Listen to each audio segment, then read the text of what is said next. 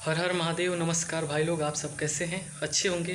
Trending star Khesari Lal एक से एक भोजपुरी इंडस्ट्री में सबसे बढ़ चढ़ के नई फिल्म दे रहे हैं। भोजपुरी इंडस्ट्री में सबसे गौरव की बात है। और हैदराबाद में अभी अभी खेसारी जी ने साउथ के जो विलन हैं उनके साथ एक और फिल्म साइन किया है, जो काफ़ी महंगे बजट में बनने वाली है और सबसे अधिक कमाई भी करेगी ये फिल्म, क्योंकि खेसारी लाल तो ट्रेंडिंग स्टार हैं।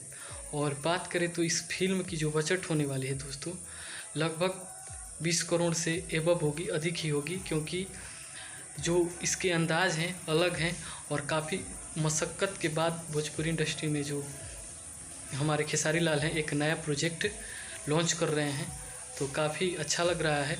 और आप खेसारी लाल के फ़ैन हैं तो चैनल को ज़रूर सब्सक्राइब करें और ऐसे लेटेस्ट न्यूज़ आपके सामने मैं लाता रहूँगा।